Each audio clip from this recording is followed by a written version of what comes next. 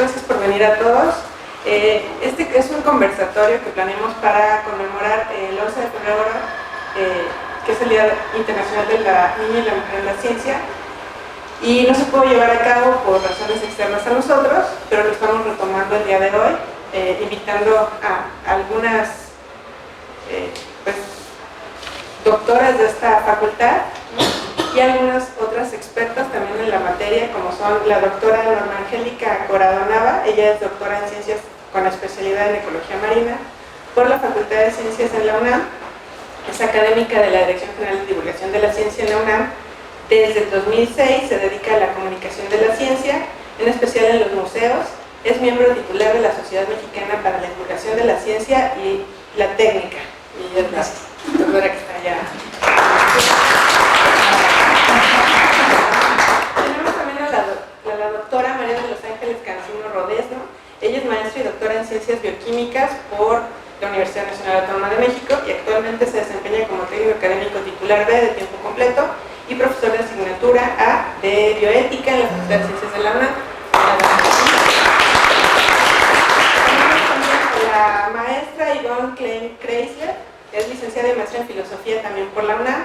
Es psicoterapeuta gestal, especialista en terapia narrativa, desarrollo humano, coach, consultora externa de Naciones Unidas y también nos acompaña el día de hoy.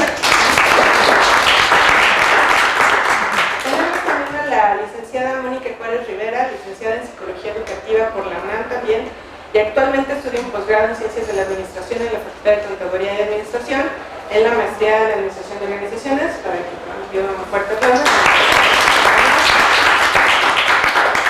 Y a la doctora Carla Paola García Pelayo, que también nos acompaña el día de hoy. Ella obtuvo el grado en Física en la Facultad de Ciencias, aquí en la Universidad Nacional Autónoma de México. Cursó el doctorado en Ciencias Biomédicas en esta misma institución, realizando gran parte de los experimentos en el Departamento de Fisiología de la Universidad de Maryland, Estados Unidos. Posteriormente obtuvo un fellowship en Physiological Genomics, otorgado por la American Psychological Society, permitiéndole hacer una estancia postdoctoral en el Departamento de Bioquímica de la Escuela de Medicina de la misma universidad. Recientemente se incorporó al cuerpo académico de la Facultad de Ciencias en el área de Física Biomédica. Sus líneas de investigación se basan en el estudio de las propiedades biomecánicas del músculo esquelético en condiciones normales y patológicas, usando técnicas histológicas, bioquímicas y de biología celular para proponer modelos matemáticos en mecanobiología. Su formación interdisciplinaria en el área físico-matemática y médico-biológica le han permitido publicar varios artículos en revistas científicas sobre física, mecanobiología y fisiología. Y les agradezco de nuevo su asistencia. Voy a moderar una servidora. Soy la maestra Carla Ramírez Pulido, coordinadora de la Comisión de Equidad. También fui estudiante, soy profesora aquí de la Facultad de Ciencias. Espero que esta plática que tengamos sea provechosa para todos. Vamos a empezar con poner el marco teórico, un poco de dónde estamos en este momento en este tema de la mujer y la niña y la ciencia, y nos lo va a dar la licenciada Mónica. Gracias, Mónica. Hola, buenas tardes. Bueno, como me dice la maestra, yo les voy a comentar un poco sobre de dónde viene o de dónde parte este interés de buscar como esta paridad, ¿no?, de la mujer y la niña en la ciencia, y precisamente algunos de los principales factores que pueden estar incidiendo en el hecho de que vemos en porcentajes pues menor cantidad de mujeres que deciden, de niñas que deciden estudiar alguna ciencia, alguna profesión, relacionada con las ciencias, ¿no? Entonces, aquí es importante mencionar que dentro de estas carreras que les llaman STEM, que es por ciencia, tecnología, ingeniería y matemáticas, pues según datos muy actuales de la UNESCO, tenemos que 3 de cada 10 alumnos que están dentro de estas carreras son mujeres, ¿no? Y en cuestiones más adelantadas, 2 de cada 10 investigadores que están dentro de estas profesiones, pues son mujeres, ¿no? Entonces, una situación así empieza a generar como, digamos, pues a preguntarnos, ¿no? ¿Qué está pasando? ¿Por qué las mujeres deciden no estudiar o no acercarse a una profesión de ciencia, matemáticas, tecnología? Y entonces, si nos vamos un poco más atrás, vemos que por ahí desde los 60 empieza a salir como alguna primera publicación en donde tratan de dar como razón o cabida a esas situaciones, ¿no? Eventualmente la ONU es quien trabaja, ¿no? Más adentro de estas cuestiones y en el 94 acuerdan, ¿verdad? En alguna reunión que se tiene en Beijing, que uno de los objetivos importantes es como quitar las brechas de género en función de este tipo de situaciones para que más mujeres empiecen a trabajar o empiecen a decidir estudiar estas profesiones, pensando en que en algún momento este tipo de profesiones van a ser lo que se dice ahora las profesiones del futuro. Entonces, pensando en como toda esta parte económica y que es algo que maneja la ONU dentro de estos objetivos de desarrollo sostenible, pues es necesario que la mayor parte de la población esté dentro de estas profesiones, dado que van a ser las que vayan a regir, digamos, la parte del futuro, ¿no? Entonces, dentro de los acuerdos o de los objetivos 4 y 5, hablan mucho sobre, en el 4 hablan sobre la parte de calidad de educación, en donde dicen, es necesario que hagamos algo para que, en general, las personas decidan estudiar carreras STEM. En el objetivo 5, que es sobre equidad de género, nos dice también que es necesario hacer cosas para que logremos acercar a las mujeres y mantener a las mujeres en este tipo de profesiones STEM. Entonces, ese es un poco el panorama mundialmente hablando que se ve. Y pues, a partir de todos estos primeros acercamientos empiezan a hacer investigaciones. Bueno, ¿qué está pasando, no? ¿Qué sucede? Porque es que las niñas deciden en algún punto u optan por otras carreras, por otras profesiones. Y entonces, por acá, pues yo les voy a hablar de algunos de los factores que influyen en mayor manera en la participación de las niñas en la ciencia. Entonces, en 4 niveles, en el primer nivel tendríamos los factores que están de manera individual, ¿no? O sea, de la persona. En un segundo nivel, el factor familiar. En un tercer nivel, el factor institucional, hablando específicamente de las escuelas, qué pasa en las escuelas. Y en el cuarto nivel, el factor social, pues como en cuestión sociedad, qué está pasando ahí, ¿no? Entonces, en cuanto a factores individuales, pues en algunas investigaciones que se han hecho, tenemos como factores biológicos que no necesariamente son factores de tipo genético, que digan las mujeres son mejor o peor en, o los hombres son mejor o peor en, sino más bien factores de tipo cómo es que tú tienes interés en algo o cómo desarrollas mayor habilidad para otra cosa, ¿no? Son más como cuestiones de habilidad, ¿no? Pero sobre todo los factores psicológicos son los que van a estar ahí como muy fuertes en esta parte individual, ¿no? Que tiene que ver cómo se perciben las niñas a temprana edad, desde temprana edad, como personas hábiles para cuestiones de ciencia o de matemáticas.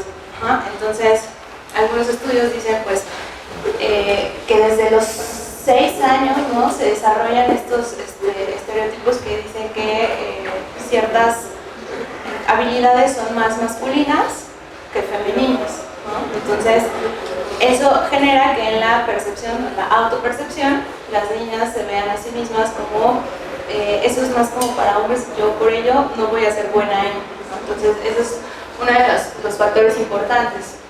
Otro sería la parte de los estereotipos de género, que viene en función también de, pues si a un niño le das, por ejemplo, un cohete y a una niña le das una muñeca, probablemente el niño vaya a desarrollar mejor habilidades espaciales, de saber, o esta curiosidad, que si a la niña le das otro tipo de juguetes, ¿no? Que está muy referido hacia cuestiones de género, pero que se van haciendo parte de esta percepción, ¿no? De la persona. Y entonces, pues posteriormente, ya más grandes, vamos a ver que sus decisiones pueden estar influidas por. En otro aspecto, pues están las actitudes que hay respecto a la ciencia, ¿no? Por parte de las niñas, en este caso específico, si ven que es algo fácil, si ven que es algo difícil, ¿no? Entonces ellas mismas van a decir, ¿soy eficaz para esto o no lo soy? ¿No? Entonces, esta percepción que tengan, o bueno, más bien esta actitud que tengan hacia la ciencia, también va a ser algo importante, un factor que esté ahí preponderante. Y pues obviamente la parte de interés y motivación que puedan desarrollar en su primera infancia va a ser como muy importante para posteriormente apoyarlos a que tomen una decisión hacia este tipo de profesiones.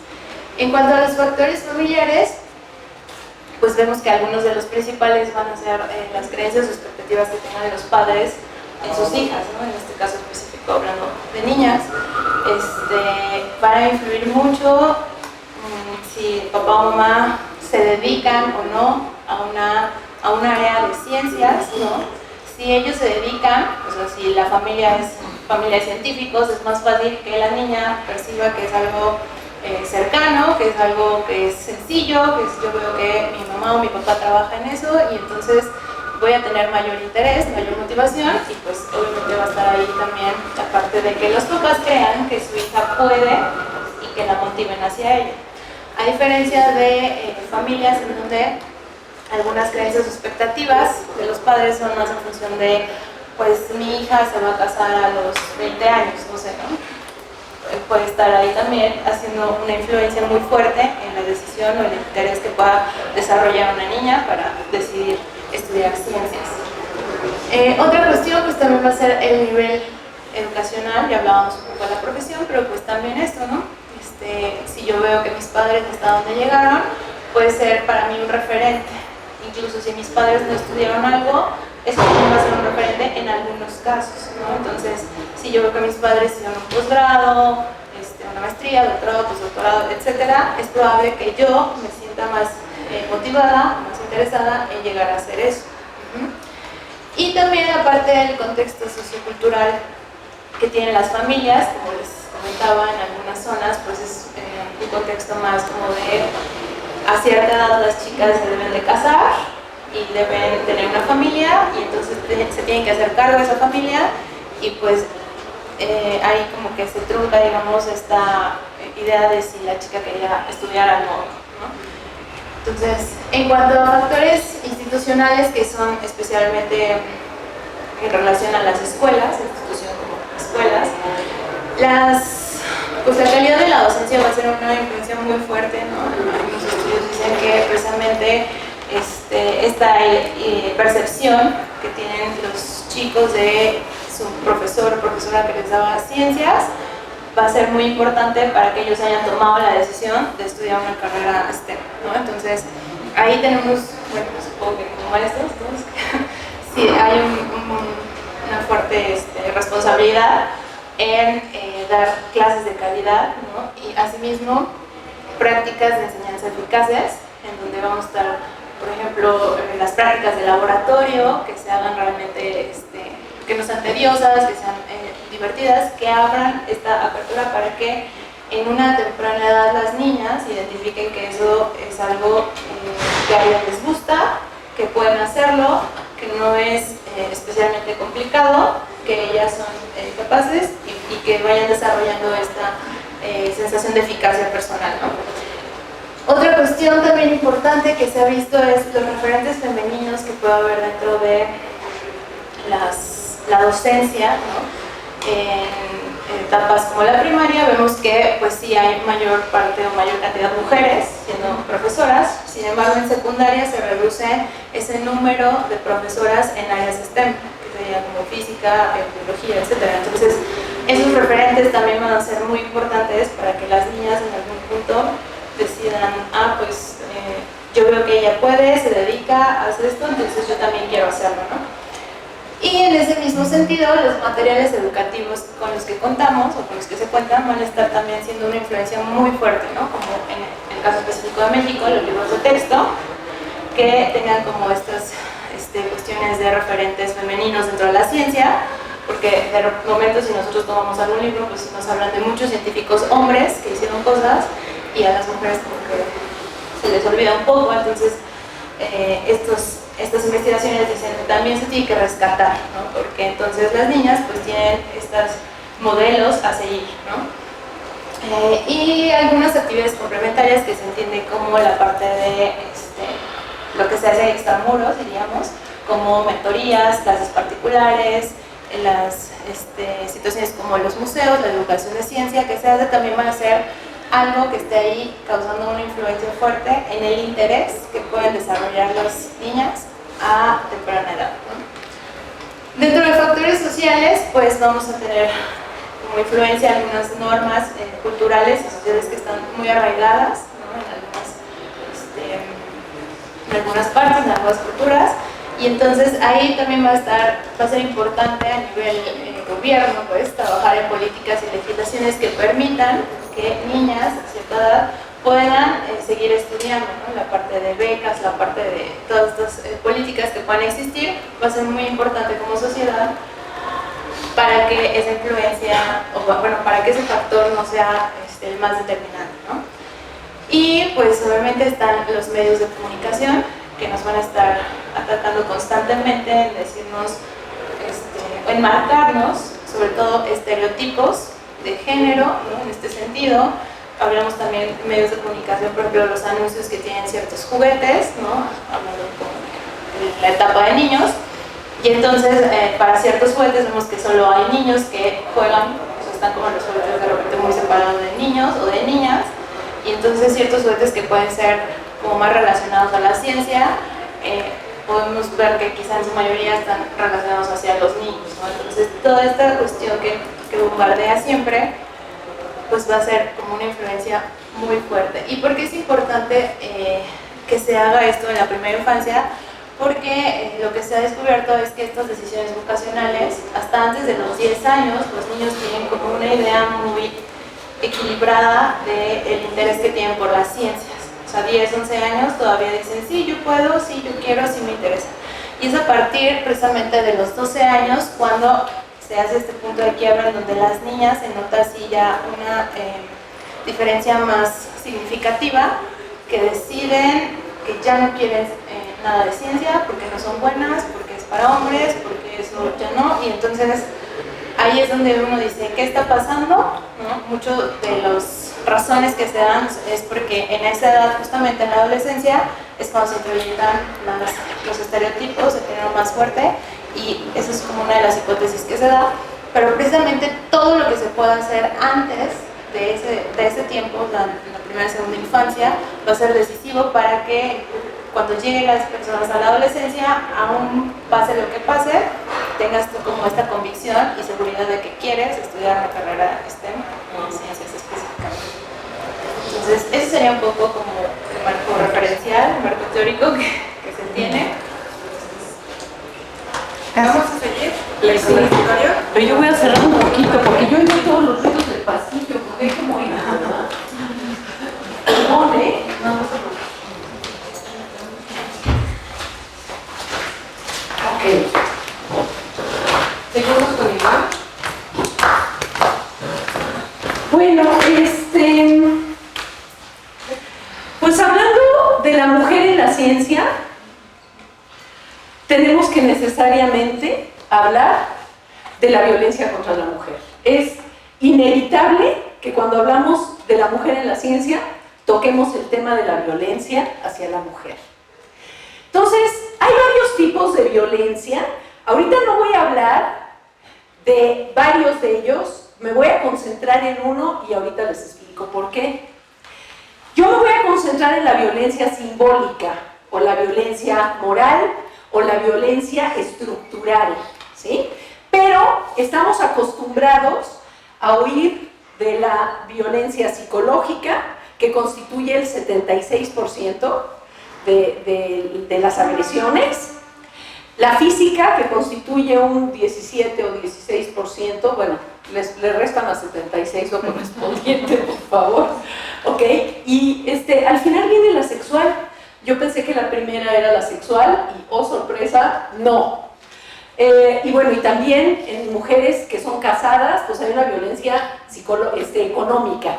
que es una de las razones por las cuales las mujeres no pueden abandonar la casa, ¿no? Pero yo me voy a concentrar en la violencia simbólica, porque a mí me parece que cuando estamos hablando de la mujer en la ciencia, es la violencia simbólica la que nos permite entender cuál ha sido, pues, cuáles han sido todos los factores que han influido para que una mujer se dedique o no se dedique a la ciencia y qué pasa en su trayecto, ¿ok? Entonces, la violencia simbólica, de alguna manera definida por, pues, las especialistas en la violencia contra la mujer, que son Rita Segato, Nuria Varela, Alda Facio, Bourdieu, Marta Lamas, o sea, hay N número de especialistas dedicadas a la violencia simbólica, pero lo que nos dice la violencia simbólica, lo que nos dicen estas autoras es, en primer lugar, tiene un carácter difuso y omnipresente. Es lo que Rita Segato llama, es la argamasa que sostiene a la sociedad, ¿sí? Es como el pegamento que está en el sustrato. Es lo que parte de una desigualdad político-social que permea todos los espacios y que constituye el mecanismo de control y reproducción de las desigualdades más eficiente. Existen muchos mecanismos de control. Este resulta súper eficiente, tan eficiente que llevamos 20 y tantos siglos con este sistema. Y muchas veces es invisible para las propias víctimas. Esto es lo que está sucediendo en muchos aspectos, ¿no? Yo luego las recibo en la terapia. Las mujeres violentadas yo las recibo en la terapia, pero muchas veces el problema es de que no se dieron cuenta que se trataba de violencia. Entonces lo más difícil es identificar la violencia como violencia. Entonces, ¿qué pasa con esta violencia simbólica? Bueno, se expresa a través de la construcción de subjetividades. O sea, de alguna manera son la condición de posibilidad para que las personas construyan su identidad, ¿sí? Y lo hacen a través de caminos simbólicos, por eso se llama violencia simbólica, ¿no? Tiene una diseminación masiva, o sea, las cosas así son, ¿no? Hay un orden natural en función de una diferencia sexual, ¿sí? La mujer se tiene que quedar en la casa porque pues tiene que amamantar a los bebés. Entonces a partir de ahí empieza la división del trabajo y a partir de ahí pues se construye la sociedad, ¿no? Desde las pinturas rupestres, que los hombres andaban pintando las pinturas rupestres y las mamás estaban alimentando a los críos, ¿sí? Entonces hay un arraigo en valores religiosos y en valores familiares, que esto es fundamental porque de alguna manera pues la religión ha sido un sostén moral para muchas sociedades, ¿no? ¿Y cuál es la finalidad de la violencia simbólica? Pues mantener el status quo. O sea, la idea es, no le muevan porque se nos va a complicar a todos, ¿no? Y implica la subordinación de las mujeres respecto al ejercicio de poder, que eso se traduce en tomas de decisión y libertad de acción, ¿sí? ¿Puedo o no puedo? ¿Sí? Y muchas veces es invisible tanto para la víctima como para el victimario. Yo diría, hay muchos victimarios que no se han dado cuenta que son pues depositarios de una violencia simbólica, ¿verdad? Que reproducen nada más en su estar, ¿sí? Entonces, ¿cómo se traduce esto? Se traduce en un sistema patriarcal de familia, ¿sí? Donde hay división de trabajo, donde hay ciertos roles, donde hay un concepto de autoridad, ¿no?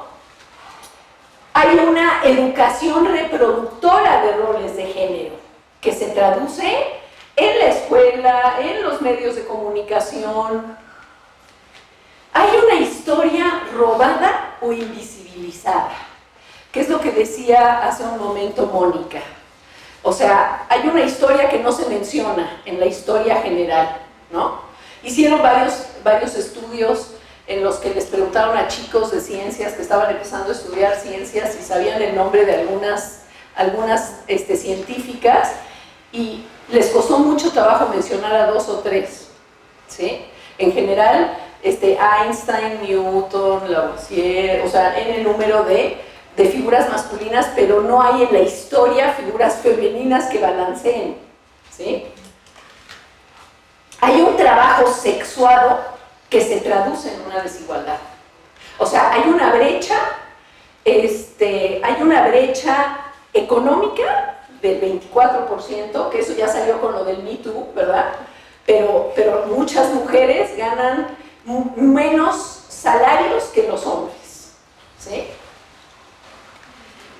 Hay una terrible complicidad de los medios de comunicación. ¿Por qué? Porque son un negocio. A ver, los medios de comunicación son un negocio. Entonces, si yo pongo a la güera modelo, pues voy a vender más carros, ¿no? Que si pongo a un intelectual. No tiene tanto rating. Entonces, eso de alguna manera pues tiene que ver con intereses de tipo económico y político, ¿no? Y a nivel inconsciente está la idea del padre como figura de autoridad. No olvidemos que Freud era hombre. Entonces había esquemas que había que rectificar de su propuesta. Entonces, ¿quiénes la ejercen? Los modos de relación que atraviesan todo el sistema. Entonces, se ejerce en pareja, se ejerce en jefe y subordinado, se ejerce en profesores y estudiantes, se ejerce en padres, madres e hijos. O sea, esto es algo que atraviesa todos los modos de relación, por eso es una violencia simbólica, ¿sí? Entonces, se hicieron 2 experimentos. Efectivamente, como decía Mónica, entre los 5 y los 7 años se definen los roles de género, y se hizo el siguiente experimento en Inglaterra. Entraron a una clase y les dijeron, en inglés no existe lo de la policía y el policía, es la misma palabra para femenino o masculino, ¿no?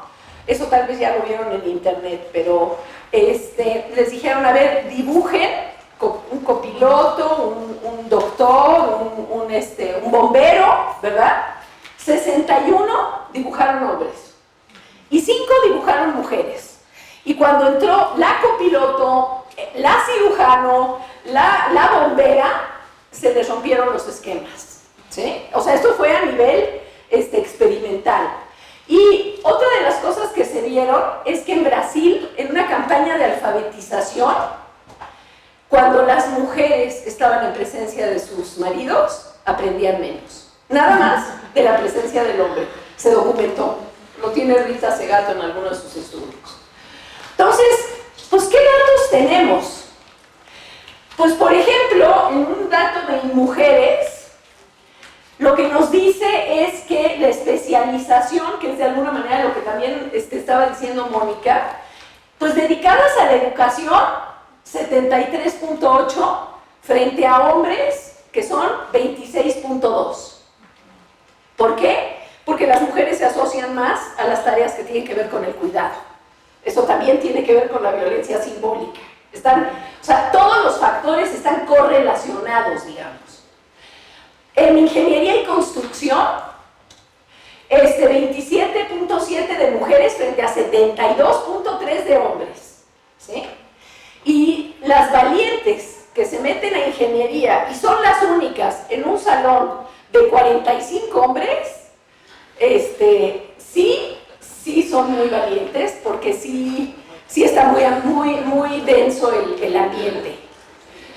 Y en ciencias naturales y computación no está tan diferente, pero de todos modos, pues uno se carga más hacia el 60% y el otro el 40%, ¿no? Claro, estas cifras van cambiando en función de los movimientos sociales. Esto es del 2018, ¿no?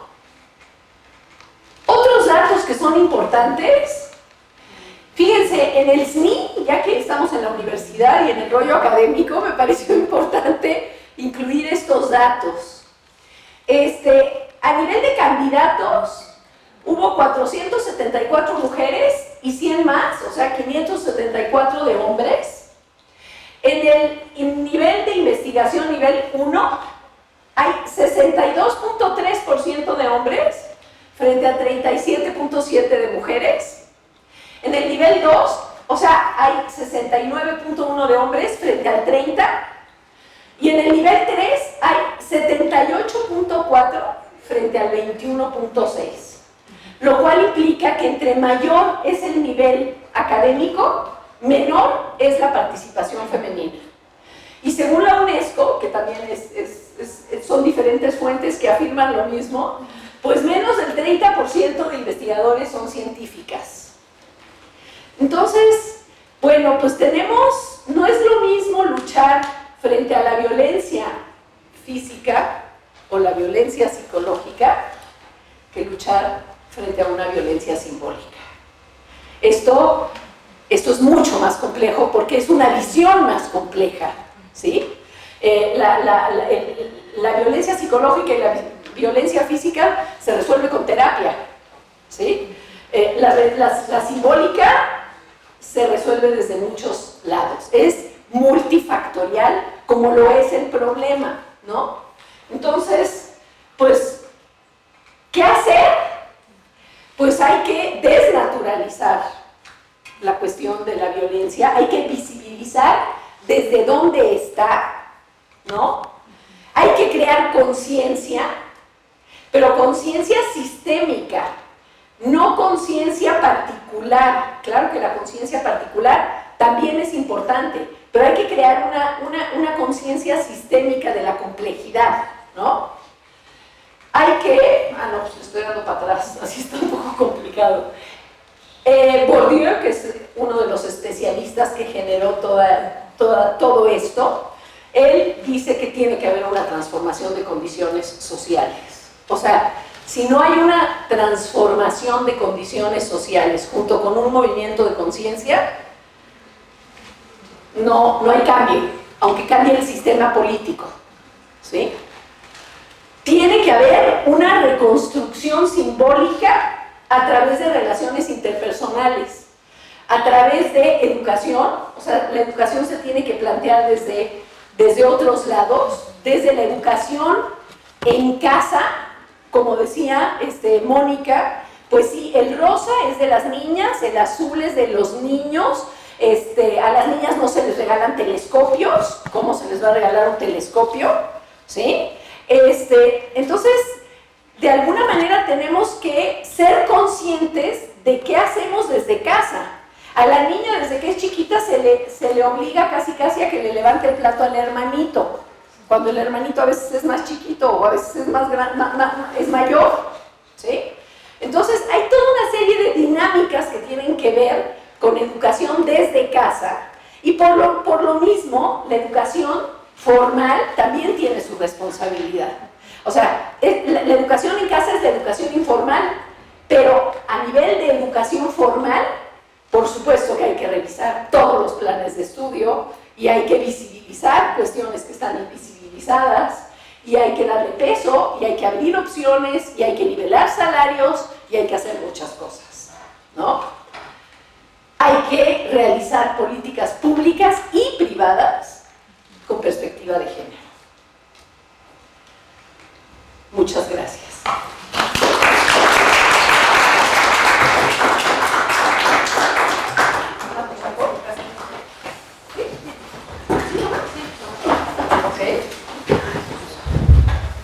Muchas gracias a Ivonne y a Mónica por la presentación, para ponernos en contexto dentro de este tema tan interesante que es la mujer y la niña en la ciencia.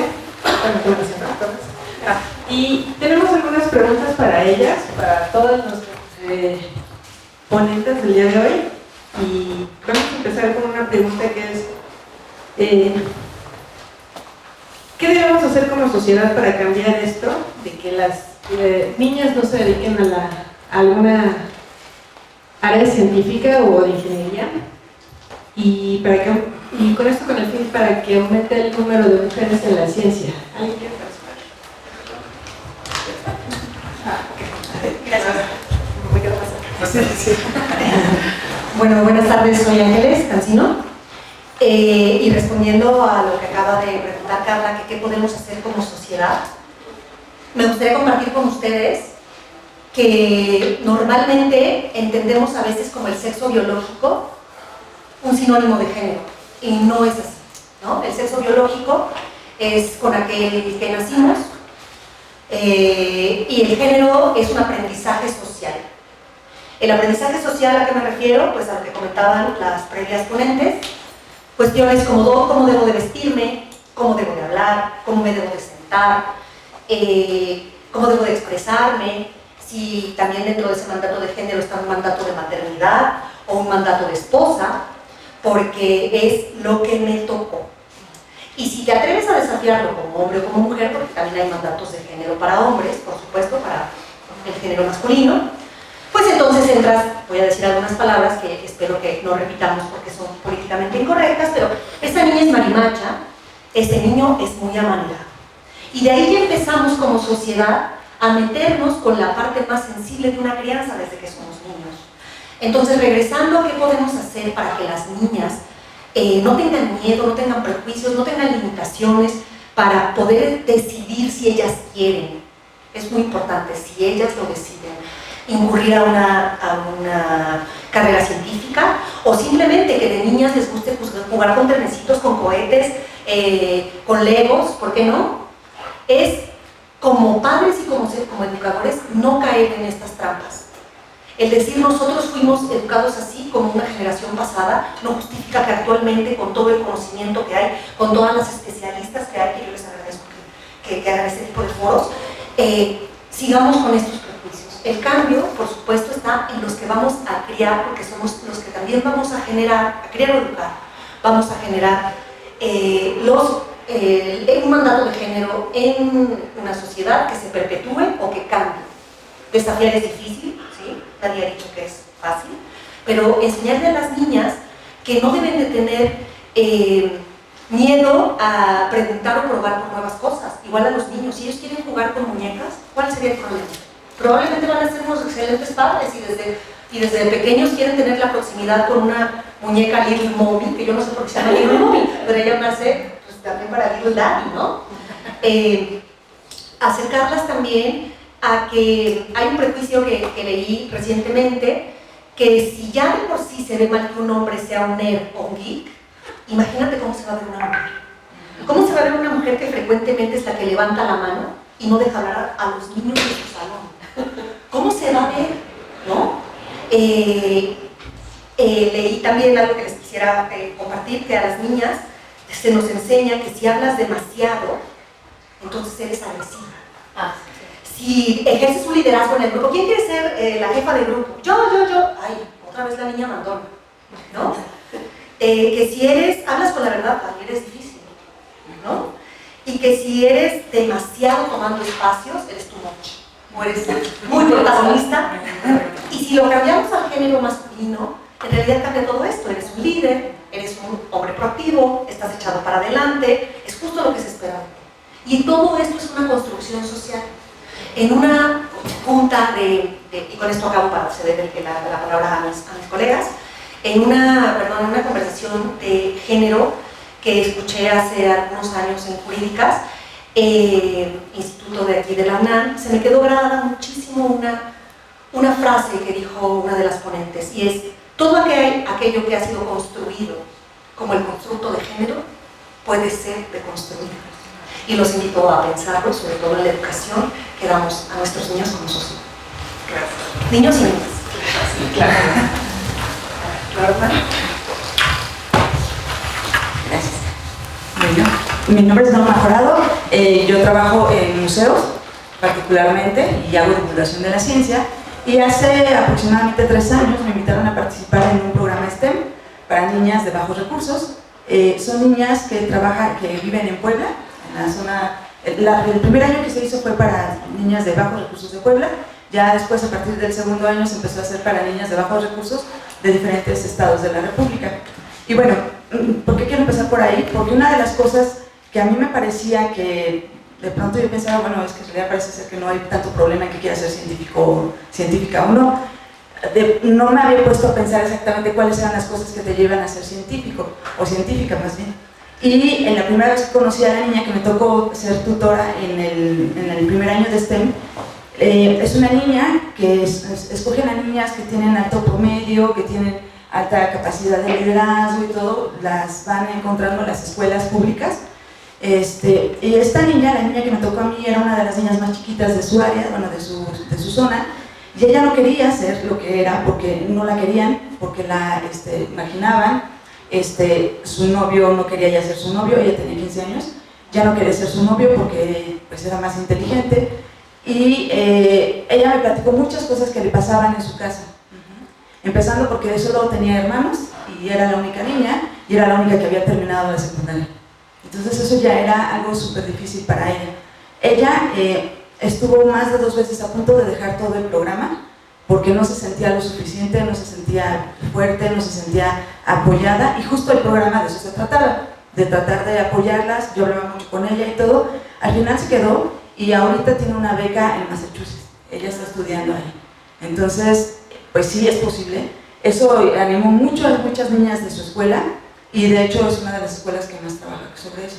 Entonces la verdad es que creo que justo lo que hay que hacer es apoyar a estas chicas, que vean estos estereotipos, que nos vean a nosotras, que nos vean que también podemos hacerlo, que vean que también tenemos, pensamos diferente, que somos nerds y que no nos importa, porque en realidad nos siguen diciendo nerds, y eso les ayuda mucho a liberar esos obstáculos. Esta chiquita pues ya tiene ahorita 20 años, le está yendo muy bien, y bueno, ella quiere estudiar ingeniería aeroespacial y pues, ya está ahí estudiando eso. Entonces yo creo que sí hay posibilidades, y ahorita hay muchos programas que se están dando de este tipo.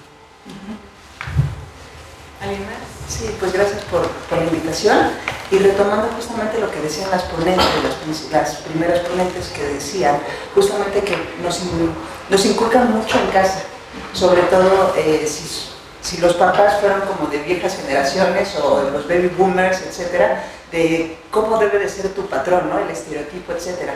En mi caso particular voy a narrar ciertas experiencias. Algo que dice mi mamá es que el abuelo no quería que todas las hijas estudiasen, porque cómo iban a estudiar si estaba el hombre para mantenerlas. Pero ahí mi abuela era como de no, tienen que estudiar porque deben de salir adelante. Mi abuela es de familia del estado, y vino a la Ciudad de México. Entonces desde ese momento ya es como de tenemos que dar todo, hay que ser impulsivos, hay que dar lo mejor. Entonces desde ese momento pienso que la familia de la cual provengo es como de las mujeres pienso que en algún momento mi abuela puede ser revolucionaria como en estos tiempos, de impulsar y vamos con todo, ¿no? Y claro que ya tiene 90 y tantos años y va a participar el 8 de marzo y también el 9 de marzo. Todavía trabaja porque dice cómo me van a mantener, no el esposo porque ya murió el abuelo, pero los hijos, sigue trabajando, etcétera, ¿no? Entonces de ahí en ese momento a todos los primos se nos brindó la posibilidad de, pues quieres jugar con Lego, con la pelota, etcétera, están las posibilidades abiertas. Si quieres irte en la bicicleta, todavía podemos salir a la calle en la bici, pues hazlo, ¿no? Porque es un juego sano, juega básquetbol, juega con la pelota, etcétera. Y algo, por ejemplo, seguramente más adelante lo vamos a tocar en las preguntas, pero qué tipo de juegos se nos daban o se nos daban, ¿no? Yo me acuerdo mucho de un microscopio, mi alegría. Estaba viendo la de mosca, el cabello, la uña, la mugre, o sea, todo lo que me encontraba, ahí lo veía. Entonces eso mismo me formó para tomar una decisión en cuanto a mi perspectiva de científica, ¿no? A lo mejor en algún momento sí me llegaron a preguntar, ¿pero de qué vas a trabajar? Bueno, pues ya veré, ¿no? No era algo con lo cual me causara conflicto. O seguí estudiando y los acabas las de física, luego haces el doctorado, sigues estudiando y te preguntan, ¿sigues estudiando? O sea, ¿nunca vas a dejar de estudiar o qué? ¿No? ¿Cuándo vas a trabajar? Pero uno sigue, como que dices, bueno, no le prestes demasiada atención a ese tipo de cuestiones. Otro punto de vista que tú también estabas comentando de cómo nos ven, bueno, a lo mejor un estereotipo que tenemos o que las personas, tanto niños y niñas, ven a la formación de científicos, si son nerds, son lentes de fondo de botella, con la bata, o sea, uso lentes, con la super bata, y a lo mejor puedes o no peinarte, ¿no? Pero eso no quiere decir que estés así como león ahorita porque nos agarró el aire, ¿no? Pero tienes un estereotipo de así van a ser. Pero no, también vamos a las fiestas, nos divertimos, reímos, estamos dispuestos a cargar la manta el día 9, el 8, ¿no? El 8 de marzo, etcétera, ¿no? Hay distintas cosas, pero sí deforma la sociedad como un estereotipo y el cual nos lo tenemos que quitar de alguna forma y no inculcarles a las nuevas generaciones eso, sobre todo. Bueno, retomando algo que dijo Ángeles, a mí me parece que la educación tiene que replantearse desde todos los puntos, pero no solo para las mujeres, también para los hombres. O sea, en esta violencia simbólica en la cual participamos de una manera o de otra, pues son dos caras de la misma moneda, ¿no? La mujer tiene que ser tierna, tiene que ser calladita, tiene que ser modosita, no puede, a mí siempre me dicen que grito, o sea, es un problema que he tenido desde chiquita, pero es que estoy medio sorda, entonces no es por un equilibrio de género. Pero también los hombres tienen la presión de yo no puedo mostrar mi vulnerabilidad, yo no puedo pedir ayuda, yo soy completamente autosuficiente. Entonces uno se da cuenta de la dinámica de los hombres y la dinámica de las mujeres en sus relaciones interpersonales y están atravesadas por estos estereotipos de género. Entonces yo diría, hay que empezar por tener conciencia de todos los espacios que esta violencia simbólica ocupa, desde los chistes que se hacen entre cuates, desde los estereotipos de la publicidad, desde qué permito en mi salón de clases que los chicos digan o no digan y que las mujeres digan o no digan. O sea, tiene que ver con una actitud de alerta a partir de la conciencia para empezar por lo menos desde lo que yo llamo el radio de influencia que uno tiene en su familia, en sus amigos, en sus medios de desarrollo, y tanto para hombres como para mujeres. Y antes de que empiecen sus preguntas, una última pregunta al panel. ¿Existe falta de confianza de las niñas para involucrarse en áreas científicas? Y si ustedes han sufrido esa falta de confianza en su desarrollo escolar. ¿Alguien quiere participar?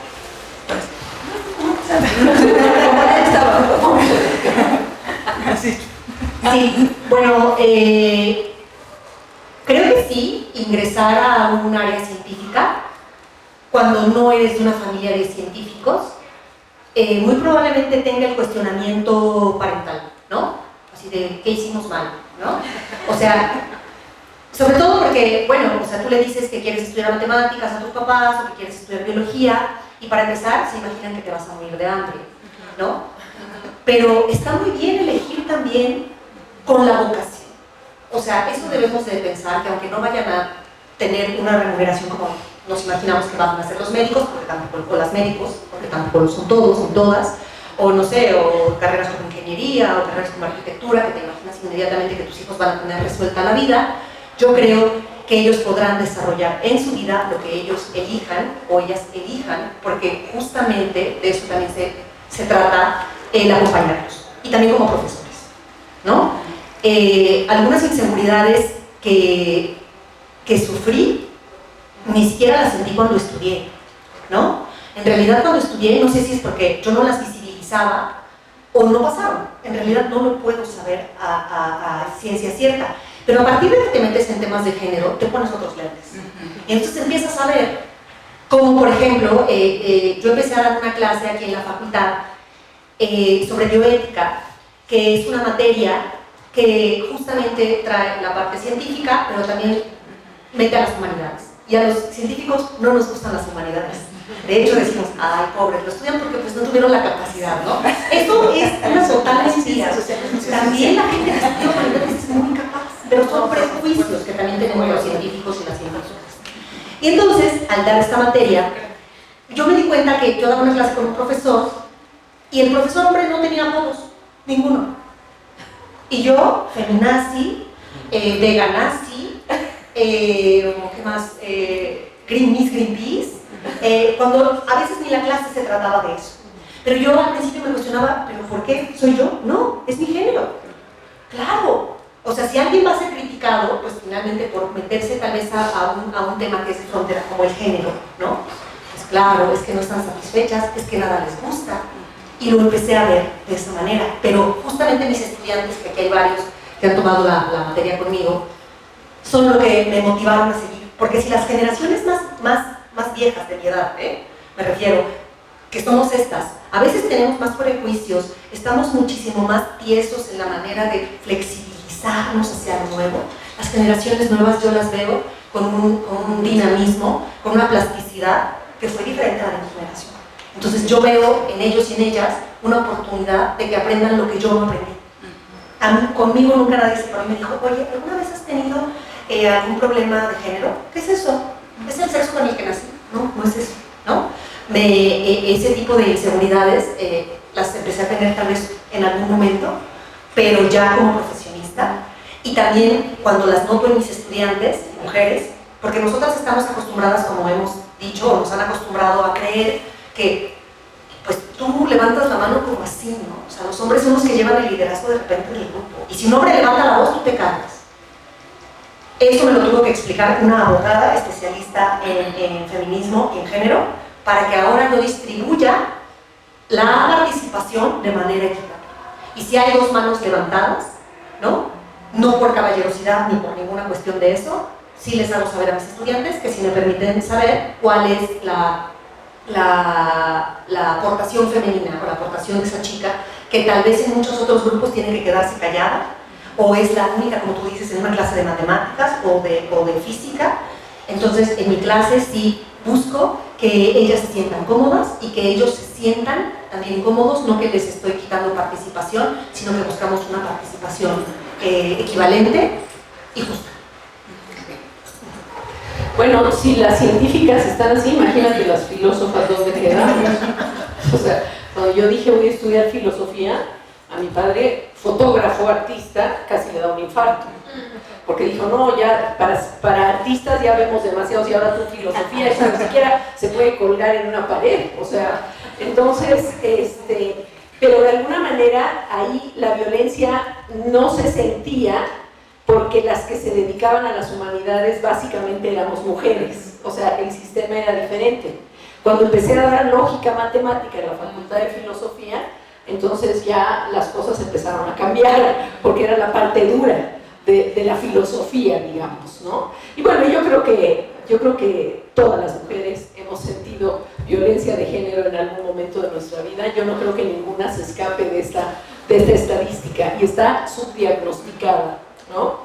Pero yo creo que lo que tenemos que hacer es justamente, a partir de la conciencia, empezar a ver qué hago yo para no seguir mi inercia y para darle voz a las que nunca hablan y que muchas veces no hablan, no por timidez, sino por un problema de ambiente escolar que las inhibe. Entonces, tenemos que desnaturalizar una violencia que está en el aire y de la cual no se habla.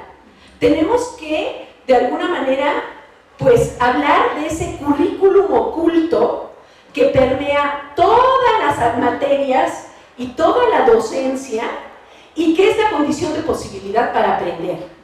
Un chico o una chica que está con miedo tiene menos posibilidades de concentrarse y de utilizar sus procesos complejos de razonamiento. Entonces, ¿qué tenemos que hacer? Darnos cuenta, ¿cómo equilibro? ¿Qué percibo yo como docente cuando entro en un salón de clases? O sea, ¿cuántos hombres hay? ¿Cuántas mujeres hay?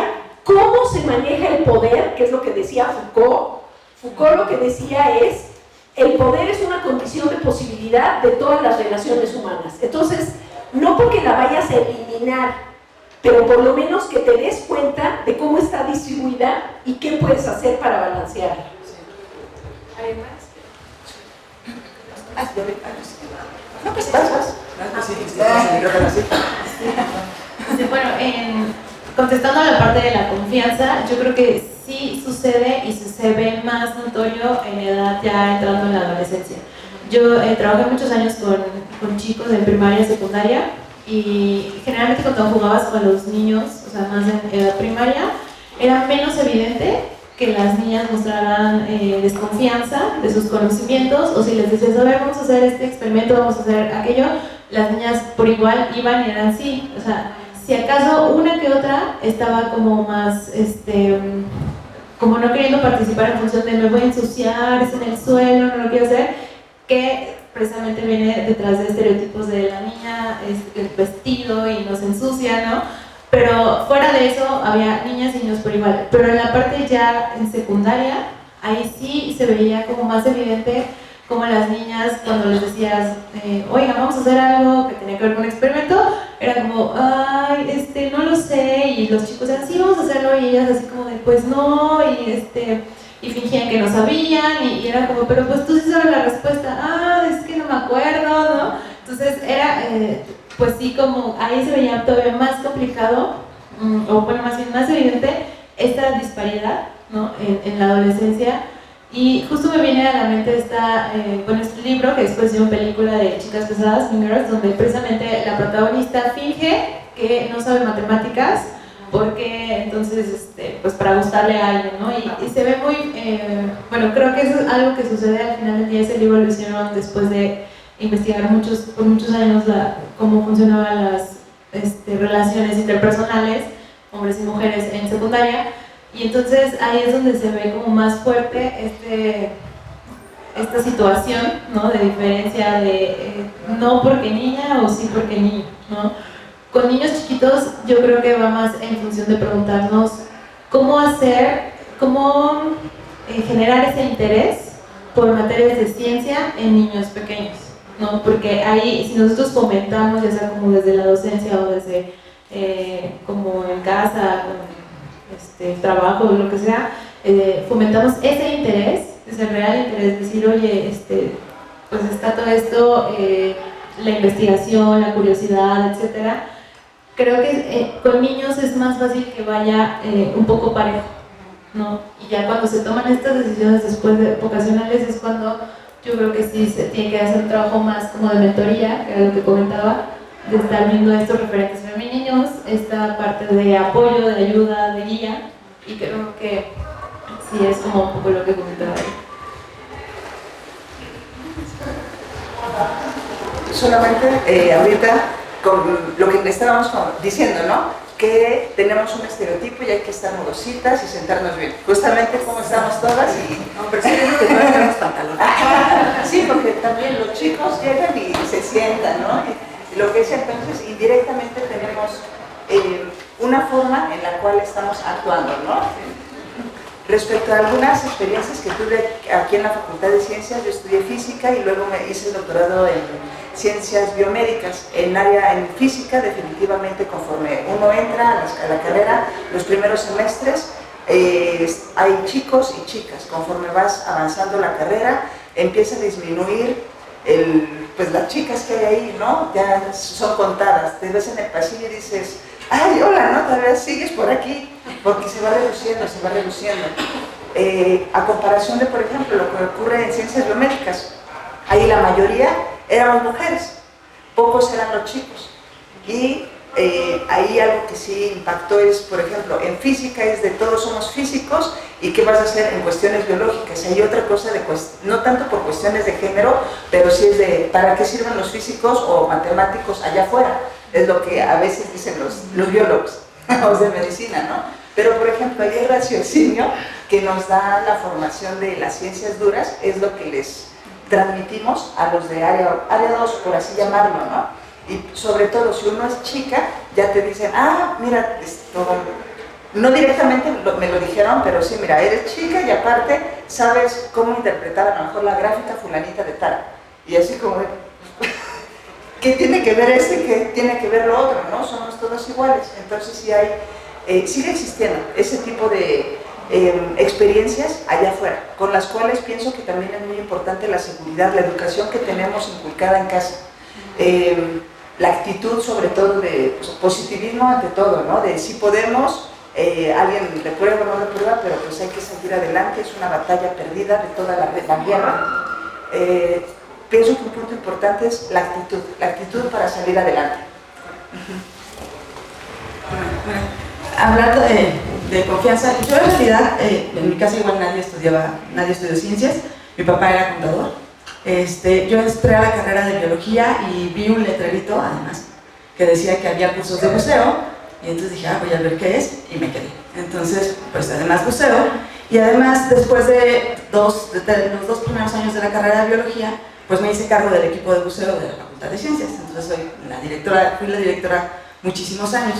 Entonces, bueno, además de bióloga buza, pues eso ya era como muy difícil. Pero una de las cosas que me pasó fue muy curioso, primero con mi papá, porque mi papá cuando le preguntaban qué era yo, él decía que yo era buza. Primero se acordaba que era buza y luego se acordaba, muy pocas veces se acordó que yo era bióloga. Eso no lo entendía muy bien. Le era más fácil decir que yo era buza a que era bióloga. No entendí muy bien nunca por qué. Mi papá ya murió, pero no sé por qué, pero para él era más fácil decir que yo era buza que bióloga. Y luego, una de las cosas que pasó fue, cuando yo entré a dirigir el equipo de buceo, eran puros hombres los que eran instructores. Me escogieron como directora porque era la única que me había titulado y necesitaban que hubiera una persona titulada en el cargo. Y bueno, pasó una cosa, todos mis compañeros pues entraron en una, bueno, obvio, todos ellos eran mejores buzos que yo, mucho más fuertes, mucho más grandes, mucho más guapos, mucho más todo. Y todos se fueron, me dejaron sola. Al fin solo se quedó conmigo 2 personas, 2 amigos, y bueno, yo lo que aprendí ahí fue que pues hay que salir adelante solo, porque en verdad las personas de pronto no te juzgan mucho por cosas que pues ni siquiera te das cuenta. Ya después en el ambiente del buceo yo fui de las primeras instructoras que se hicieron en México ya, y que tenían un grupo y todo, pues ya ni les platico con las personas de más edad, las cosas que te decían, ir a querer cambiar un equipo, ay reinita tú no hagas eso, ay reinita tú no te pongas a ver eso, no cargues porque te vas a lastimar la espalda, ¿no? Una serie de cosas, trabajar con gente ya afuera, los rancheros, pues es muy difícil, ¿no? Pero yo creo que eso a mí me dio mucho, pues, mucha fortaleza y bueno, una cosa que pasó es que mi grupo se empezó a volver más de mujeres que de hombres, entonces ahora somos más buzas que buzos y en el equipo de buceo hay más mujeres buzas que buzos. Pero creo que eso ha estado mucho mejor y hemos impactado también incluso en toda la comunidad de propios buzos. Además hacemos buzo científico, todavía más locas. Entonces, pues eso hace que te des cuenta que sí puedes hacer las cosas diferentes, que sí está difícil, las cosas que dicen de ti, mandona, manipuladora, horrenda, quedada, todas esas cosas, pues sí, te las dicen y bueno, ya nada más te ríes. Yo creo que sí hay que tener mucha confianza. Y bueno, no digo que no, a veces sí te pega porque pues sí, estás pensando que hay personas en las que tú confías mucho y de pronto oyes ciertos comentarios y dices, ay, ¿cómo estuvo, no? Pero al final pues te das cuenta que es una lucha diaria, todos los días, pasito a pasito. Y yo creo que en el momento en que ahí me di cuenta, pero como que no me importó tanto, creo que donde sí me importó mucho fue justo en mi trabajo. Ya en el trabajo, encontrarme con un jefe que hiciera comentarios, eso sí me pegó, ahí sí ya no lo pude soportar. Y entonces sí, le dije de cosas que casi me sacaron, pero lo dejó de hacer y bueno, creo que sí hay que estar peleando mucho eso. Digo, dentro de la universidad ya no les quiero decir qué creo que sucede afuera, ¿no? ¿Tienen alguna pregunta de parte del público para nuestro panel? ¿Alguien? Yo tendría una sugerencia. Claro. ¿Está bien? Sí. Yo creo que sería importante que se hicieran brigadas en los lugares pequeños y alejados. A mí me tocó vivir personalmente la situación de enfrentarme a, como decían anteriormente, cuando tienes 5 o 7 años, tienes toda la imaginación a ver y por haber y no tienes límites. ¿Es padrísimo eso? Aquí en provincia, en todos lados, uno tiene la capacidad de soñar, ser lo que él quiera. Pero ¿qué pasa? Nos enfrentamos a la cosa económica. Principalmente, yo creo que en la Ciudad de México, en las grandes ciudades, hay más forma de desarrollarse. Pero en los lugares pequeños no. Entonces, no hay ni tecnología, ni hay mentes tan pensantes, porque desgraciadamente no llegan. Entonces, a mí, termino la primaria, me voy a la secundaria y le digo a mi papá, afortunadamente en ese tiempo abrieron una escuela agropecuaria. Y le digo a mi papá, es que quiero hacer agronomía. ¿Estás loca? ¿Cómo que tú agrónoma? No, para nada. Entonces, termino secundaria y me quiero ir a una escuela de agronomía y no me dejan ir porque tenía 14 años y un pueblo lejano. Dice, vas a estudiar aquí hasta que se te chamusque el cerebro, pero de aquí no sales. Preparatoria. Entro a la preparatoria, termino la preparatoria y digo, me quiero ir a Guadalajara a estudiar contaduría. No, pues no, bueno, ya tienes 18 años, si tienes dinero, vete. Entonces, ¿qué pasa? Sí nos cortan mucho económicamente y también la visión de la gente, bueno, ahorita ya 45 años después ya es diferente, pero sí es importante que lleguen, yo creo que las universidades tienen manera de mandar brigadas con algo que haga crecer a los niños, porque es bien importante eso, que los niños tengan sueños y que si hay gente que los pueda ayudar a sobresalir, a pasar esa etapa, sería fabuloso. Y no digo niños, niñas. Para mí una persona con capacidad tiene que ser íntegra como mujer o como hombre. No me interesa si es hombre o mujer, tiene que ser audaz, aventar al ruedo porque se puede hacer lo que sea, siempre y cuando tengas a alguien que te empuje y te apoye. Eso es lo que hace falta. Muchas gracias.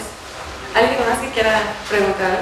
Yo tengo una duda. Bueno, yo no soy de la Facultad de Ciencias, soy de preparatoria, pero mi pregunta sería cómo visibilizar este tipo de violencia, como lo dijo la conferencista, que hay desde no solo universidad, sino preparatoria, primaria, secundaria. Y yo lo que pregunto es, en mi ámbito, por ejemplo, veo que, bueno, últimamente ha hecho un boom el feminismo, y hay muchas chicas que se están dando cuenta de las cosas que pasan, de los micromachismos, de los propios profesores que ni siquiera se dan cuenta de lo que están fomentando en sus alumnos.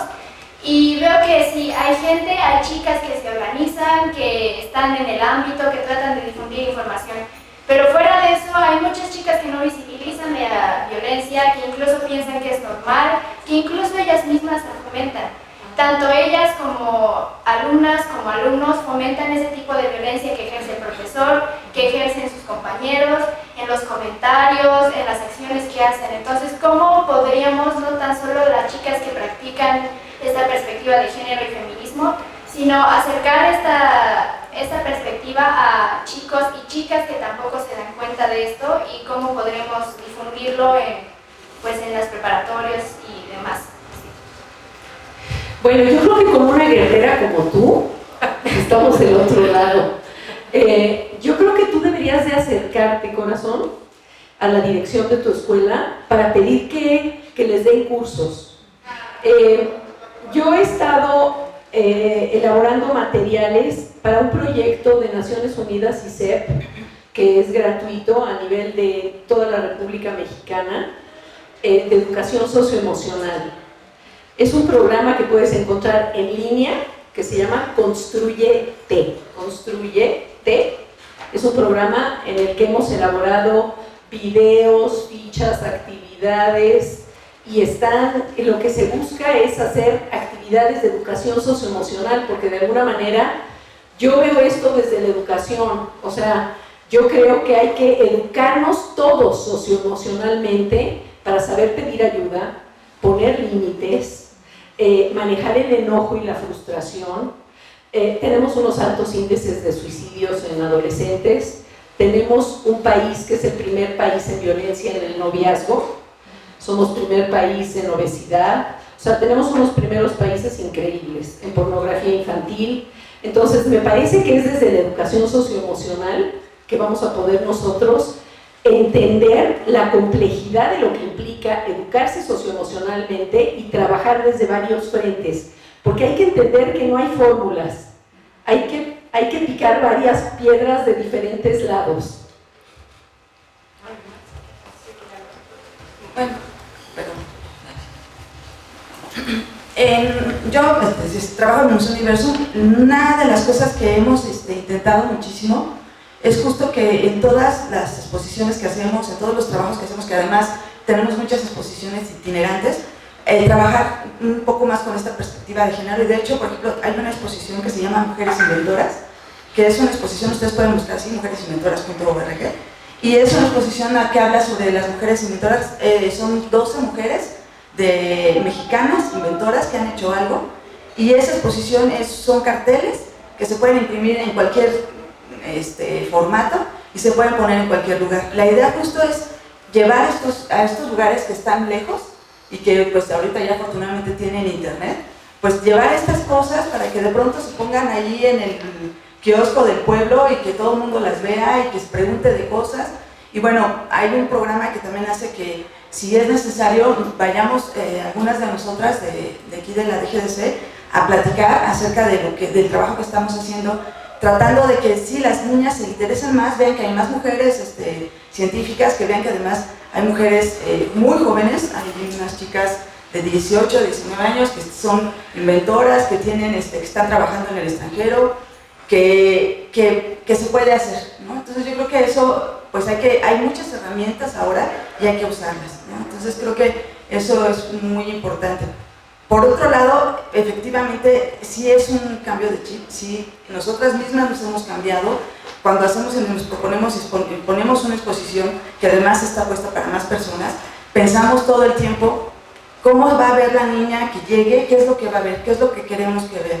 Y lo que queremos que vea es una ciencia que es abierta para todos.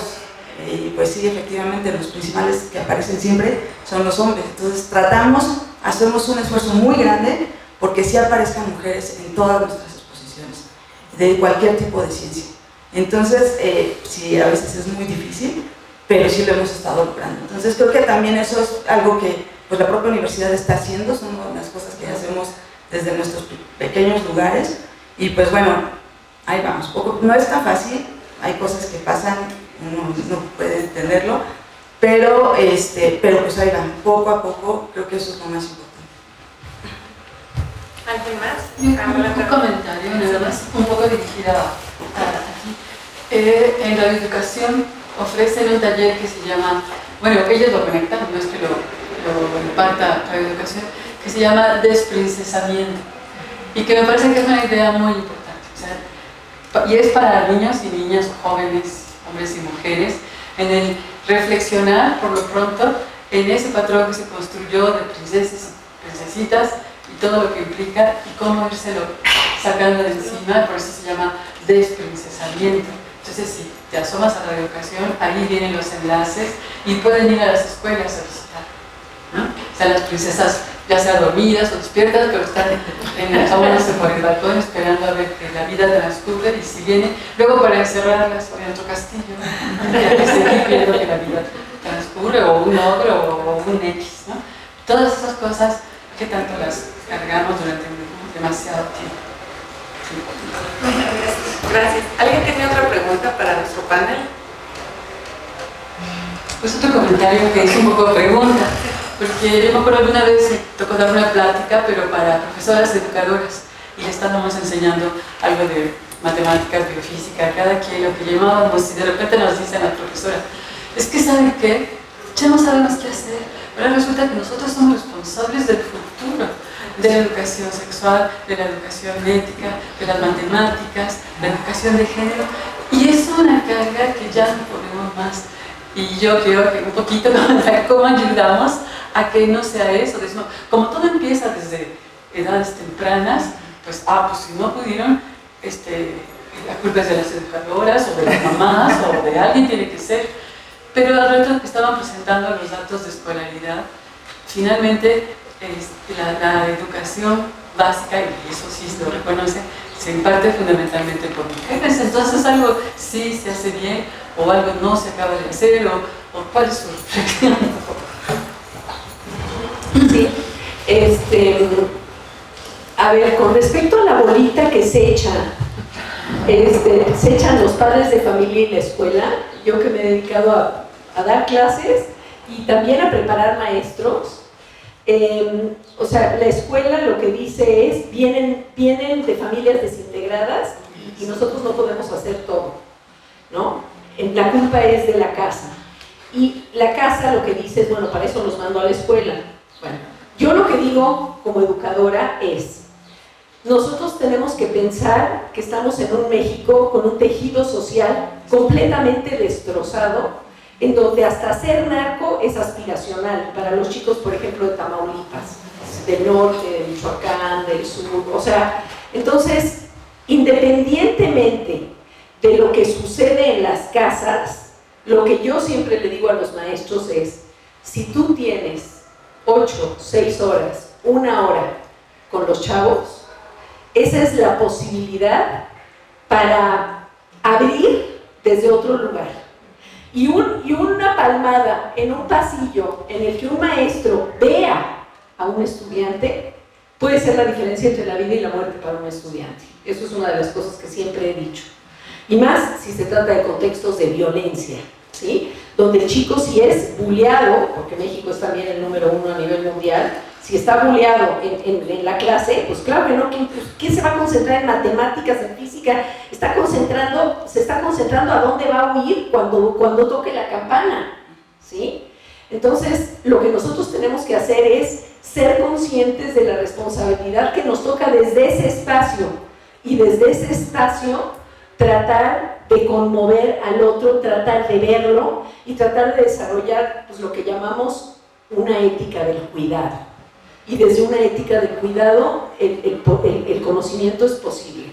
Y es posible pues, una transmigración de identidad a una en la que la persona se acepte y se impulse para ser proactivo, ¿no?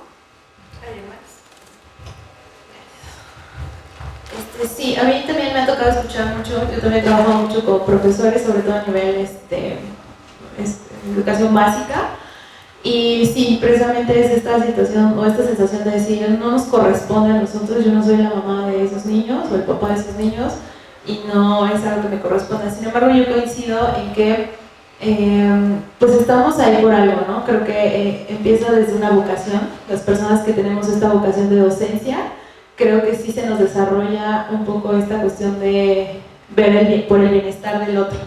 Y por ese otro, pues a veces son otros 60 alumnos que se tienen, ¿no?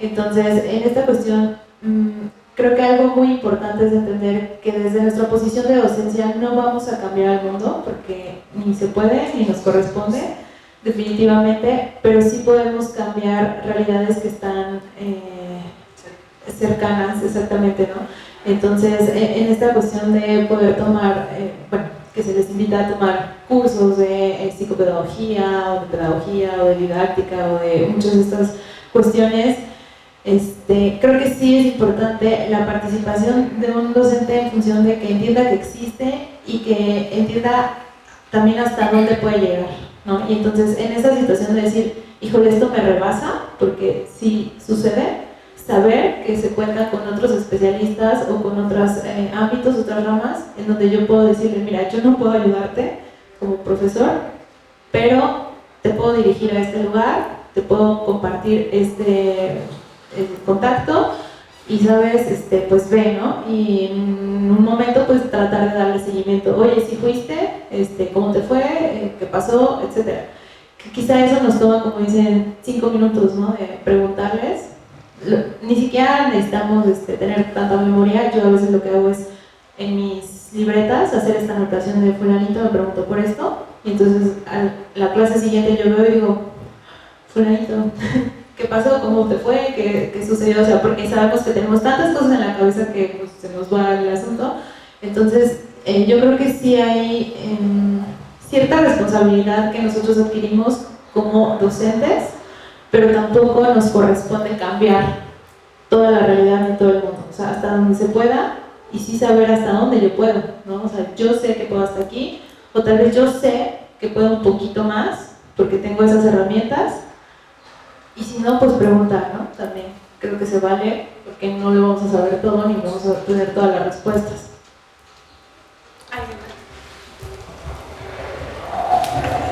Bueno, con respecto a lo que comentabas de si somos las mamás o somos las profesoras, eso se me quedó muy grabado al final de tu pregunta, y voy a comentarles una de las frases más machistas que yo he escuchado en la vida, que es: machista se escribe con M de mamá, lo cual significa que como nosotras los hemos criado, y también criamos a los machos y a las sumisas, ¿no? Yo creo que esta es una responsabilidad que no debe manejarse así. O sea, si hay un padre ausente, también hay que tomar en cuenta que hay un padre ausente. Y no me refiero a un padre que abandonó a la familia, puede ser un padre que trabaja 24/7 y como él aporta el dinero a la casa, entonces tiene el privilegio de ella no involucrarse en el trabajo de crianza, que también es sumamente importante, cuando las mujeres que también trabajan tienen hasta la llaman doble jornada, ¿no? O sea, yo trabajo en mi trabajo, pero también llego a trabajar a casa, ¿no? Porque a veces los hombres se niegan. Entonces, tenemos que, te quería hacer este comentario, que creo que estamos en un momento histórico, lo hemos platicado varias colegas y yo, en el que nos vino de sopetón este golpe de feminismo. Ha existido desde hace mucho tiempo, mucho. Los abusos han existido, la relación asimétrica hombre-mujer, el privilegio masculino han existido. Lo que pasa es que no los teníamos tan evidentes, ni había una protesta desde el lado estudiantil, así como la que tenemos actualmente hoy en las estudiantes de la UNAM, ¿no? Entonces, y lo segundo que te quería decir es que efectivamente sí creo que cada vez los profesores, a mí me llamó mucho la atención que alguna vez me dijeran, es que los profesores que dan biología, los profesores que dan matemáticas, los profesores que dan física, también tienen que saber de género. Y yo, ¿pero cómo? ¿Por qué? ¿Para qué? Pues justo para que tengas ese ojo en tu clase y no permitas, ¿no?, que justo también permee ese machismo hacia adentro. Creo que también en parte de la responsabilidad que tenemos como profesores es que muchos alumnos y alumnas sí nos ven como una figura de autoridad, ¿no? Claro. Y entonces tenemos que también dar un ejemplo. Y si hay alguna cuestión violenta entre ellos, hay una cuestión de género, entre desigualdad, algún chiste misógino, creo que tenemos que parar y explicarles. Porque a nadie le gusta que le prohíban, menos aquí en la facultad, ¿verdad? Que está prohibido eso. ¿Por qué? A mí explícame por qué. Pero tenemos tanto de dónde explicar. ¿Por qué no puedo hacer un chiste, maestra, si es, no sé, casi tan estricta y nada más me faltó decirme tan amargada, ¿no? Y le dije, es que no podemos platicar chistes de violación en un país donde hay tantas mujeres violadas al día, donde hay feminicidios. La cultura de la violación nos permea y nosotros la socorremos con un chiste. Esa explicación para él fue más que suficiente. Que yo le dije, está prohibido en mi clase y el que diga un chiste se va. Jamás. Podemos dar las explicaciones. Y si nos falta material, tenemos especialistas, nos podemos acercar a ella, a los libros, a la literatura, a Carla, aquí en la facultad, ¿no? Y decirle, oye, ¿de dónde viene? ¿Cómo le hago? Porque fíjate que estoy viendo que, por ejemplo, que hay hombres que se sientan en el lugar de atrás y es como para estar viendo a las chicas, pero yo no sé qué decirles. Pues le dedicamos unos minutos, ¿no?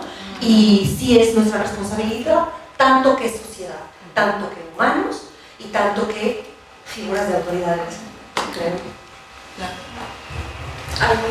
Bueno, yo nada más invitaría a todos a hacer algo desde su radio de influencia, a los hombres a frenar la misoginia, a invitar a la inclusión, a invitar a dar el ejemplo, y si se empieza desde los pequeños grupos, independientemente de las transformaciones sociales a las que Bourdieu nos está invitando, pues creo que podemos construir otra sociedad y creo que estamos llegando al límite además. ¿Alguien más? Bueno, pues, ¿alguien quiere cerrar? Perdón. ¿Han tenido dificultades para transmitir este mensaje en otros lugares, como por ejemplo en una primaria o secundaria? No sé qué les dicen los directores. Bueno,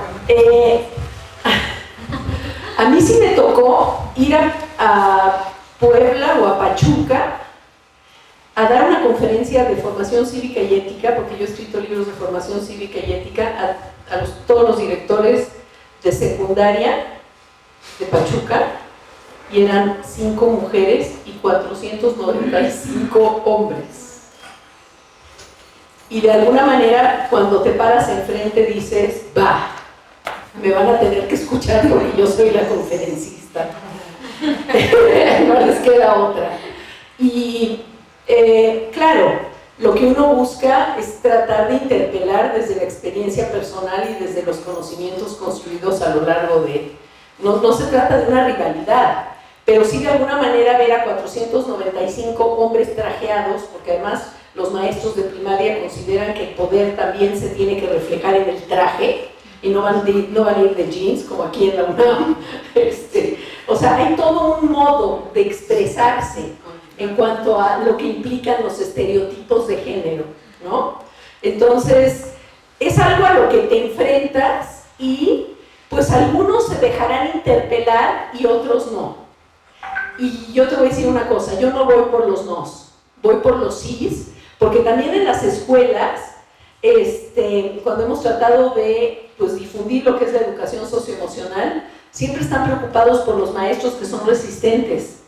Y una cosa que yo siempre les digo a las comunidades educativas es que tenemos que irnos por los sís, y como las emociones son contagiosas, lo que nosotros tenemos que hacer es ver quiénes son los que se suben a esto, porque entonces lo que sucede es que se empieza a generar un movimiento en la escuela en la que, oye, ¿qué está pasando en el grupo tal? Que están hablando de cuáles son los problemas de relación que tienen en el grupo, de cómo manejan el poder, de cómo incluir a los que nunca hablan, de qué hacer por los chavos que están en el recreo siempre solos y cómo los cuidamos, ¿no? Los que no les gusta el fútbol o los que no les gusta el básquetbol y que nadie los ve y como no hacen ruido, pasan desapercibidos y que también hay que atender. O sea, hay que generar una sociedad incluyente. Entonces yo los invito, yo les agradezco a los que vinieron, porque tienen una gran responsabilidad, que cuando salgan de este salón digan, ¿y qué puedo hacer yo desde mi radio de influencia? ¿No? Bueno, yo lo que vi cuando estuve trabajando en escuelas primarias y secundarias es una de las situaciones más complicadas son los tiempos, porque los profesores están obligados a cumplir en determinado tiempo un plan de estudios que puede parecer muy aborazado, sí, muy grande, sí. Y entonces tienes que terminar los libros de texto, y si son escuelas privadas también tienes que terminar los libros que tú les pediste que compraran, porque si no los papás se te vienen encima de, oiga, ¿para qué me dijo que comprara este libro y no lo usaron, no? Entonces, en ese sentido se vuelve muy complicado encontrar los espacios para poder platicar con los chicos o darles este tipo de talleres, ¿no? O sea, si tú llegas y les dices, oiga, traigo un taller, es como, es que no tenemos tiempo. Y genuinamente sí, porque pues van así como a marchas forzadas. Lo que yo he visto es que sucedía cuando, digamos que ya ahogada la niña, ponían el pozo, ¿no? Entonces, ahogado el niño, porque entonces ya cuando habían tenido algún problema, entonces sí, como locos buscaban como, ¿dónde? Y entonces ya estaba como el área de psicopedagogía buscando como personas que pudieran hablarles sobre algo. Y entonces, en el mejor de los casos, las escuelas cuando se reúnen a nivel de localidad, de zona, exactamente, se pasan como la información. Y si nosotros tuvimos este caso y vino fulanito a darnos una ponencia o algo, y entonces, ok, y entonces ya lo toman. Pero una vez que ya sucedió un problema, creo que eso es una cuestión cultural. Los mexicanos no tenemos esta cuestión de prevención. Ya es cuando ya pasó, ya es cuando busco cómo solucionar. Y eso también se ve en las escuelas de educación básica. Entonces, sí se vuelve complicado, uno, por encontrar los tiempos, y dos, porque pues es cuando ya sucedió, ¿no? Y entonces dices, híjole, ¿cómo hacer de que realmente sea preventivo, ¿no? En lugar de correctivo? Ahorita me surge la pregunta de que estamos hablando mucho de la escuela, pero también hablando justo de la violencia simbólica, que permea en toda la sociedad. Creo que justo esta primera parte también de los roles de género que se le enseñan a los niños viene mucho de la familia y pues sí, del entorno del niño sus 24 horas. Entonces quería saber si hay también como programas de sensibilización para los padres de familia, por ejemplo, ¿no? Porque una cosa es también lo que pues los profesores puedan decirles o los talleres que haya para los mismos niños, pero si llegan a un ambiente en su casa en donde el ambiente es completamente distinto, pues en realidad no les va a permear tanto. realizado esos programas? Sí existen esos programas, pero se vuelve un poco parecido a lo que comentábamos, ¿no? Generalmente una de las formas de atraer la atención de padres es a través de las escuelas. Entonces cuando tu escuela lanzas este comunicado de hay junta de padres de familia y necesito que vengan porque ahí les vamos a dar una plática, te llegan 5, 10, no, o sea, de, no sé, una matrícula de 200 niños que hay, te llegan 5 papás y dices, ok, bueno, pues trabajas con ellos, ¿no? Pero se vuelve complicado. Y si lo haces es obligatorio, híjole, se enfadan, te dicen, y llegan ahí como renegando de, o sea, tuve que pedir horas en el trabajo por estar aquí y ¿qué pasó? Ahí hay una situación muy fuerte en función de horas trabajo, horas que le puedo dar a mis hijos, o sea, horas de atención, y se vuelve muy complicado. Yo he visto que hay jornadas que hacen, por ejemplo, en fines de semana, ¿no? Todas estas, por ejemplo, la UNAM ha sacado varias cuestiones sobre cuestiones socioemocionales y se han hecho en Chapultepec, me parece, y en el universo también creo que han tenido varios programas y se invitan, ¿no? Y de momento sí llega mucha gente, pero o sea, si ponemos en el total de la población y vemos porcentajes, sigue siendo porcentajes muy bajos de asistencia, ¿no? Entonces, ahí está el reto de cómo llegas a los padres de familia. O sea, casi yo me he planteado esta idea de, pues es que en los trabajos, ¿no? Porque si ellos no pueden salir del trabajo, pues bueno, pues vamos nosotros a los trabajos. Pero es otro rollito porque entonces es meterte con otras cuestiones legales, de formalidad en los trabajos, etc. Entonces ahí tiene que haber una participación como de muchos personajes, ¿no? O sea, trabajo, escuela, sociedad, gobierno, etc. En donde si estamos todos en conjunto decidiendo algo, es como, pues va a ser así, perfecto. Entonces tú sabes que les vas a dar permiso a los padres para que vengan a la junta, que es importante, etc. Pero ahí es donde todavía está el reto, porque no se ha logrado como hacer este trabajo conjunto. Yo quiero decir una cosa. Bueno, en el sexenio pasado se habían admitido en el currículum duro de la educación básica, te hablo de preescolar, primaria, secundaria y bueno, CCH, la educación socioemocional. Y elaboramos muchos materiales, yo escribí libros para secundaria, hay libros de un colega que se llama Vizquerra, que escribió también libros para primaria, de educación socioemocional, está el programa de Construyete a nivel de preparatoria, y en este gobierno también se está buscando integrar la educación socioemocional, por lo menos a nivel obligatorio en el currículum. Y todavía no se sabe qué va a pasar, cómo se va a integrar, porque antes había un programa y ahorita pues se está replanteando todo el plan de estudio, pero bueno, sí tienen la intención de hacerlo. No sé si lo hagan a través de actividades artísticas, o sea, la educación socioemocional a través del arte, que me parece un buen recurso, aunque yo creo que la educación socioemocional es mucho más que la educación socioemocional a través del arte, aunque es un buen recurso.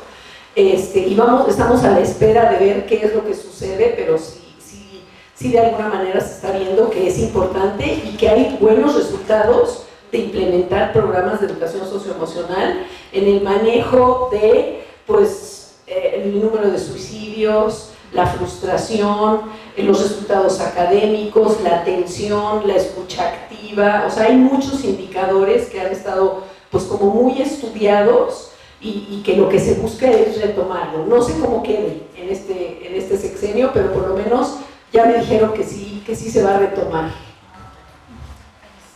Ay, perdón. Pues yo, antes de que sucediera todo el movimiento y el termómetro de la temperatura de cuestiones de feminismo estuviera la temperatura que está ahorita, durante muchos años yo quería dar una plática. O yo quería que me invitaran a una escuela primaria y casi iba a tocar la puerta, oye, no sé qué ofrece. No, feminismo y machismo, yo para qué quiero que los niños sepan eso. Y hace unas semanas me llamaron de Churchill, o sea, yo sin conocer a nadie ahí, alguien igual lo googlearon, no tengo ni idea. No, la verdad voy a preguntarle, la señora, no mal. Y me pidieron que si podía ir a dar un curso de género que estaban pidiendo los padres de familia, ¿no? Claro. Y entonces yo dije, sí, nada más lo tengo que aterrizar porque yo doy un curso de género muy introductorio, pero para mayores de edad que son gente de la universidad. Yo pensé que se referían a los niños. Y me dijeron, no quieren los padres de familia un curso para los niños, quieren un curso para los profesores de primaria. Y yo me sorprendí y dije, ok, ¿cuál es el punto? ¿No? O sea, no, pues es que muchos padres se han empezado a quejar de que sus hijas o sus hijos llegan llorando a casa, por ejemplo, porque la profesora le dijo, a ver, Claudia, 10. Ay, qué raro, ¿no? Si tú siempre sacas 7. Comentarios así que podemos ver como ingenuos y tienen un grado de discriminación a esa edad que puede hacer cambiar a un niño, a una niña de querer estudiar matemáticas y decir, no, o yo quería ser doctora, pero pues el cliché dice que tengo que ser enfermera, entonces, o sea, ser enfermera no tiene absolutamente nada de malo, ni ser carpintero. Lo que tiene algo de malo es que tú como niña no puedas explorar sin sentir que estás transgrediendo, ¿no? O que tus profesores te están haciendo menos o vilipendiando por querer intentar, o querer superarte, o que eres la mejor en matemáticas que tiene, ¿no? Entonces el curso que estoy aterrizando, los padres de familia lo quieren, pero para los profesores, porque en un colegio de paga tal vez esto puede ser mucho más rápido que en una educación pública, pero lo que también veo es que yo también puedo hablar, quien me habló fue una de las dueñas, y le puedo decir, oye, pues si los padres están interesados, que yo sí lo tomo, ¿no? Entonces, gracias por la sugerencia, la verdad es que no se me había ocurrido, pero que mejor que estén en la misma sintonía. O sea, no se puede siempre por el trabajo, o sea, es pesado, un mexicano claramente en promedio no sé cuántas horas ocupa del día solamente en transportarse. Entonces también tenemos que ser realistas y ver que efectivamente tal vez todo el grueso de la población no pueda ingresar a tener cursos y a tener información de género ya mismo, pero sí veámoslo como un proyecto de nación, ¿no? Y yo la verdad es que me emocioné tanto que ni siquiera les pregunté si me iban a pagar. Yo, ¿no?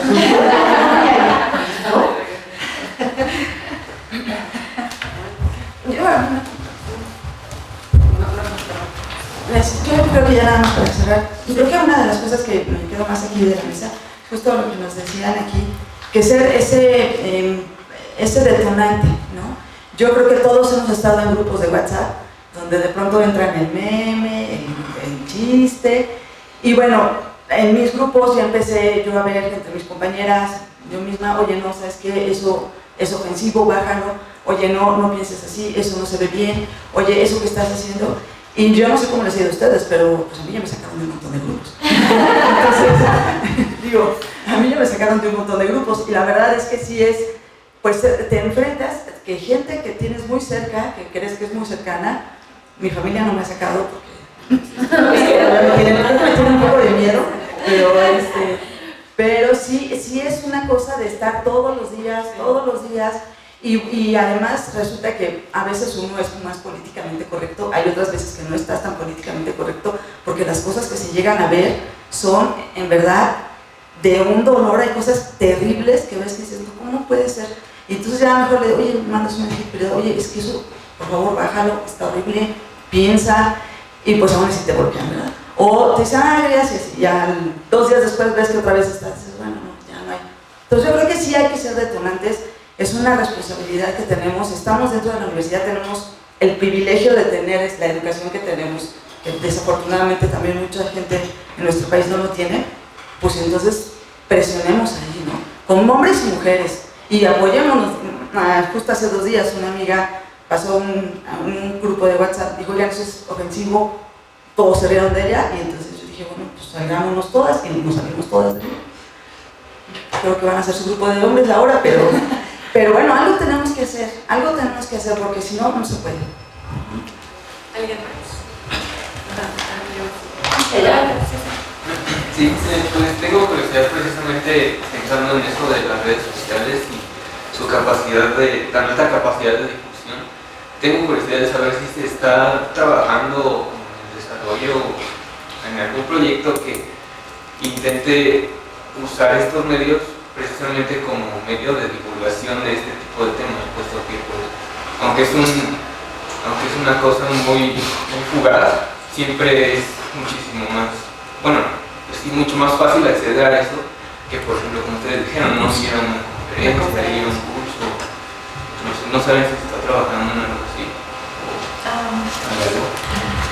Yo he visto muchos proyectos. El problema es que son proyectos como individuales, o sea, todavía no se hace como algo en conjunto, ¿no? Entonces sí tienes como estos proyectos. Por ejemplo, hay un proyecto que es aquí de unas chicas de aquí de ciencias que tienen una página, o sea, redes sociales que es periodismo científico con perspectiva de género, ¿no?